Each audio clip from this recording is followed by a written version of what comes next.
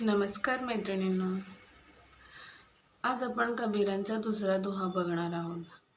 जब लागी भगती सकाम है, तब लग निष्फल सेव.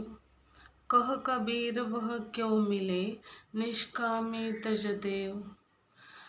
ह्याच्यामध्ये कबीर आपल्याला सांगतात की भगवद्गीतेमध्ये जो दुसरा अध्याय आहे की कर्मण्यावाधिकारस्ते मा फलेषु कदाचन, म्हणजे की फळाची अपेक्षा करू नका, तुम्ही फक्त कर्म करत राहा.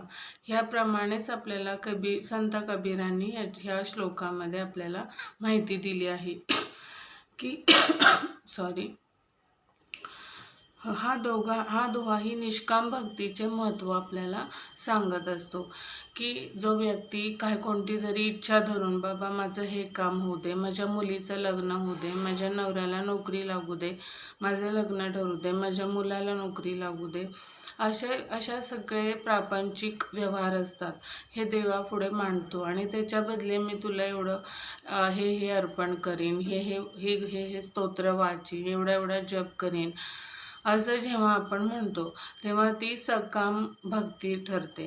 निष्काम भक्तीमध्ये आपण देवाला काहीही मागत नाही. देवावर इतका अगाध विश्वास असतो आपला की त्याच्या चरणांपेक्षा दुसरं काही महत्त्वाचं आहे हे आपल्या डोक्यातच येत नाही.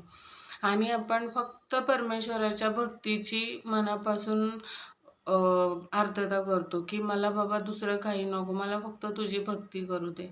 ह्या भक्तीनेच फक्त आपल्याला परमेश्वर प्राप्त होतो असं संत कबीर म्हणतात, ज्ञानेश्वर माऊली म्हणतात किंवा तुकाराम महाराजांनी सुद्धा हे सांगितलं आहे आपल्याला गाथेमध्ये की आपण फक्त, आणि जे व्यक्ती की बाबा म्हणजे परमेश्वर एक त्यांच्या सेवेने प्रसन्न होतो, मग कशी का नामस्मरण करेना, कशी का सेवा करेना, पण आपल्याला ते फक्त आपली इच्छा पूर्ण होणार आपली, पण परमेश्वराच्या चरणापाशी त्यांच्या हृदयात जागा ही फक्त निष्काम भक्तीनेच प्राप्त होते.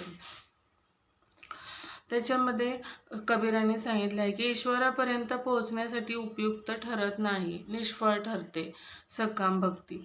फळाची कोणतीही अपेक्षा न ठेवता निस्वार्थीपणे भक्ती केल्यास ईश्वराची प्राप्ती होते, कारण ती खरी भक्ती असते. स्वार्थीपणा सोडून अहमचा त्याग करून भक्ती करणारा हा खरा भक्त, असा याचा अर्थ आहे. संत तुकाराम महाराजांनी सुद्धा निष्काम भक्ती